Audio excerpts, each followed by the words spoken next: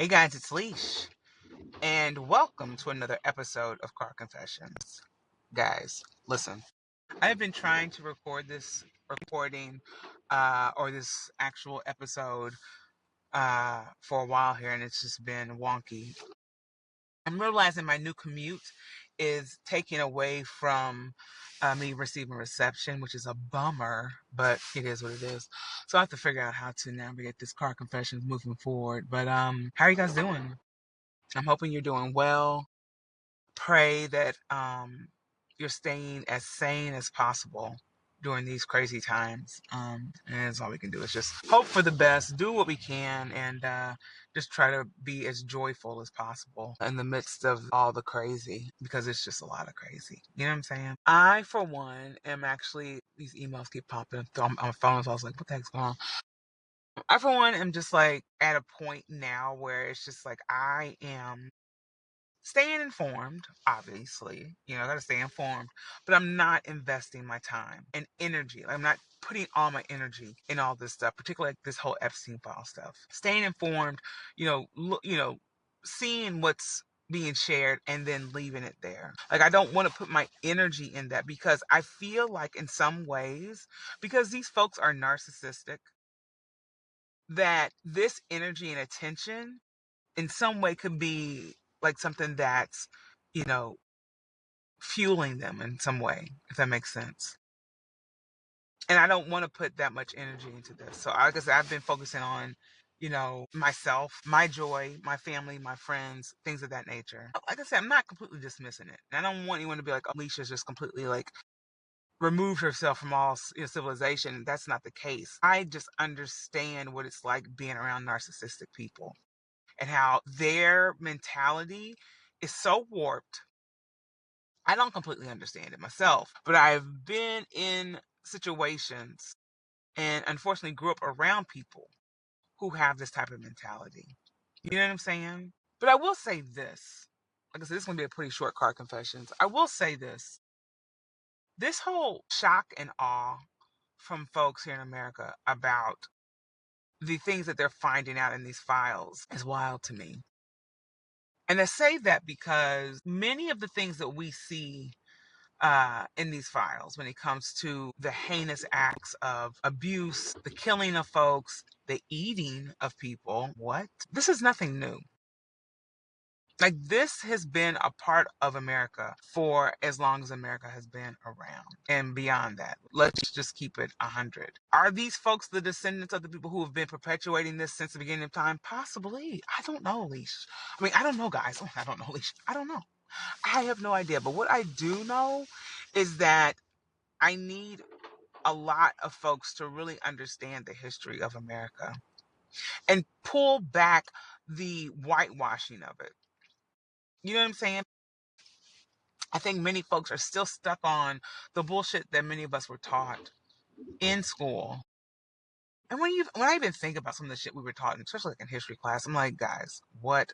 The whole thing about the cherry tree with George Washington, you know what I'm saying? Like, stuff like that. It's just like these folklore stories that we were convinced to believe were true. It's wild. And so now is the time more than ever to start peeling back all of the bullshit and really seeing how and what is true. How and what should, you know what I'm saying? Because this shit that they have been selling folks is literally a scam. Like, America at its finest, or worst, or however you want to look at it, it's a scam. It's a big scam. Even down to things like even insurance and bullshit like that. I mean, am I still paying insurance? Of course I am, because I'm like, I'm still in that mindset of like, I need insurance. Oh my God. You know what I'm saying? It's like all these things. And then when you go in, especially like healthcare, health insurance, it blows my mind. You pay all this money into the system of healthcare, then to go and find out you still have this fucking deductible. You say, like, it's all, there's scam after scam, lie after lie. You know what I'm saying? And I just wonder, like, what do we do moving forward? Because that's where I'm at. I'm an action person. The thing is, okay, we have heard all this stuff about the Epstein files. We haven't heard all of it, obviously. But we've heard enough. Like, when is it enough to take some type of action? You know what I'm saying? And then on top of that, it's like, will there even be action?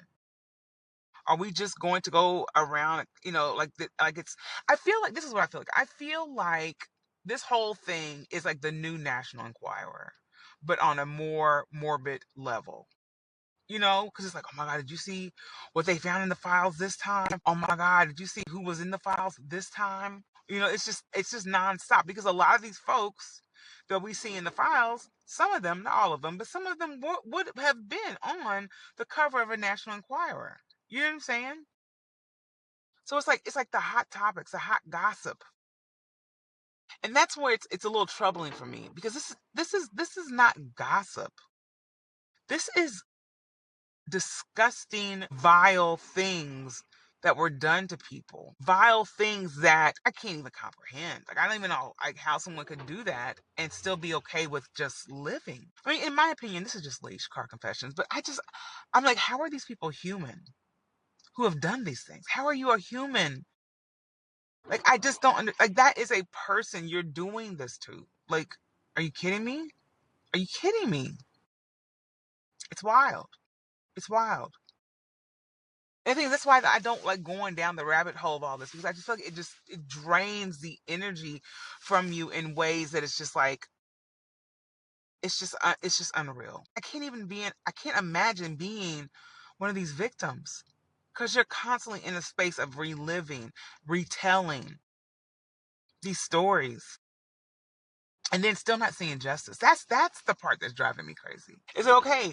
We see all the files and this, that, and the other. Because I've heard folks even say to me, "How could you say you don't care about the files?" It's not that I don't care about these Epstein files. It's I don't care about hearing all the drama, and they're not being something done about it. Because I've never been a person that gossips. I don't like gossip. I think gossip is one of the most useless things on the planet. Because my thing is this: if you have a problem with someone, or if you want to, like, go talk to them, right? Or just mind your damn business. Because more times than not, that gossip, the gossiper that's telling you this information, they're probably telling some shit about you. You know what I'm saying? Like, gossip is it. I don't know that gossip has ever brought anything productive out into the world, or there's great change that has happened by way of gossip. And if it has, hey, let Leesh know I stand corrected. But I don't know, out of my 47, almost 48 years of life, ever seen gossip really benefit folks in ways that would, make change, good change in the world. And that's what I feel like is happening with this whole Epstein file stuff. And one thing I will say, I don't know about, I do feel like, especially like in the Black community, there were talks about Jay-Z and even Pusha T being in the files. There was some documentation of them, being mentioned in the files. Now, was there something incriminating about them? I can't say yes or no to it. But their information apparently was in. Are they guilty? I don't know. I don't know these people. I think there's nothing too we have to realize. We don't know these people. We know what they present to the world. You know what I'm saying? We know what role they play in this entertainment world, right? We know a decent amount. We don't know everything. Did I take my seatbelt off? There we go. That seatbelt there. Good God. But yeah, we know what they allow us to know. Are these folks guilty? Have they done something? Once again, I don't know. I will say this. I love Pusha T's music. I love Jay-Z's music. I think they're amazing artists. Um, Super talented individuals. Like, you can't take that away from them. You know what I'm saying? I'm not going to argue with folks about that. I mean, people have their preferences, whatever. But for me and how I think and feel, I think they're both very talented individuals. But have they done any of these heinous crimes? I don't know. I don't know. Let me tell you something. There are people in my family that I would have never imagined would do crazy shit and horrible things. But guess what? I found out they did. And I thought I knew these people. You see what I'm saying? We don't know these people. We don't know them. And that's okay. And that's another thing I encourage folks, defending people that you don't know anything about. All you know is their music and whatever little information we hear about their family and their situation. That's all we know. And if you know more, well, okay, great, you have some type of inside whatever dealings, but for the average everyday person, we don't know what these people do behind closed doors. No one knows what you do behind closed doors. You know what I'm saying? Like, we have to keep this all in perspective, guys. These folks, some of them are in entertainment, some of them are in politics, some of them are in the religious sector, spirituality. Like, we've seen the whole gamut. Government, the whole kit and caboodle have been exposed in these files. And all these public figures, whether it be through entertainment, politics, what have you, religion, we only know what they show us. We only know that. And they may present like cool, fun people, charismatic, whatever, la la la. Some of them may have, been a part of some type of charity organizations. They might have their own organizations. They might actually offer good things to people, and they have done some heinous shit. Like, two things could be true at the same time. You know what I'm saying? Like, it's possible. It is possible. So I think we have to remove ourselves from defending people that we really don't know. I think that's one of the biggest takeaways that I have for myself. I can't say for anybody else, but I think it's one of the biggest takeaways for me is that attempting to defend people you don't know is probably one of the worst things you could ever do. Because it's bad enough when you're defending people you know and you find out that shit was that what you were defending was a lie. And then up jumps the devil. You're defending people you don't even know. See, like, that's not cool. It's just not cool.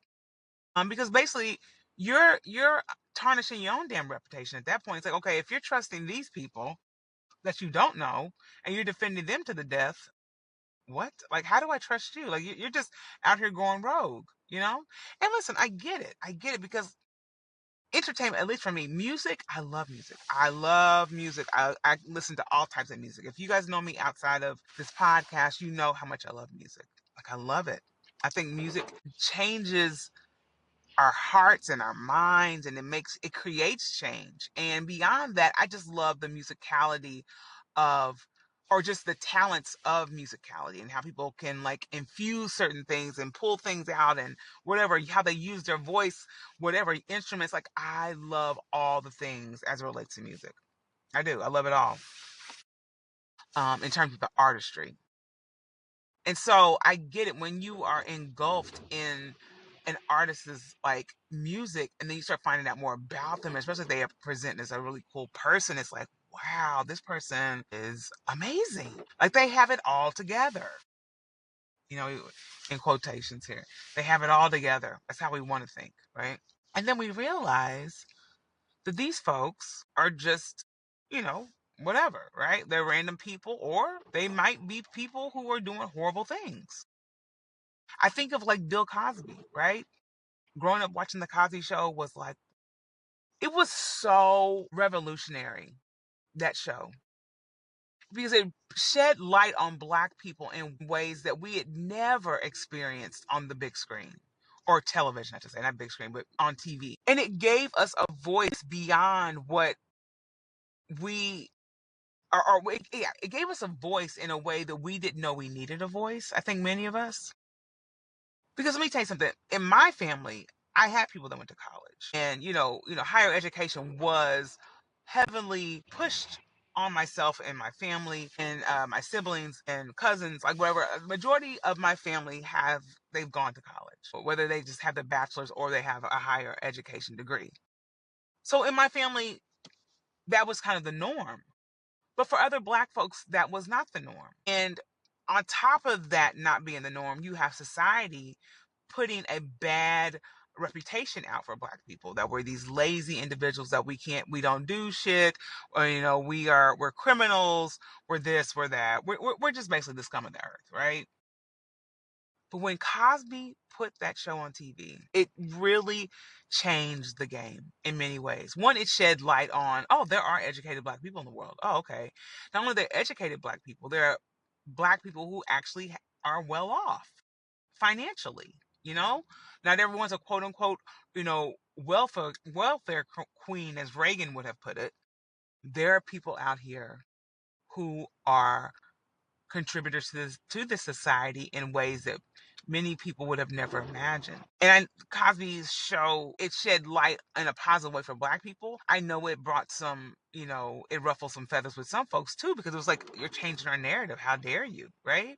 So that was a good thing that Bill Cosby did. And he's done so many other amazing things for people. And he's also a rapist. You see what I'm saying? Two things can be true at the same time. People can do good things, and people can also do bad things. And both of those things need to be acknowledged in ways that are appropriate. Good things, you can offer people praise if you feel like you need to, whatever, or acknowledge it. And when bad things are done, you need to be held accountable. Now, Cosby, he was held accountable-ish. We won't go into that. You know what I'm talking about. But these other people that are just out here terrorizing the neighborhood, that's where I'm worried. Because I feel like I said prior, we're in a soap opera slash National Enquirer situation where we're just getting all this gossip and nothing's going to be done. And to me, that is just disgusting. That's disgusting. That's disgusting. And if that's the case, I want no parts in just sitting around reading all this vile shit and having folks relive traumas that they will never see justice for. So it's either there's going to be something done, or we need to rally around the folks that are the victims and find ways to support them in ways that they haven't been supported prior. I am just disgusted with the elites of this country and on a global scale. And I'm pretty sure I don't stand alone in that.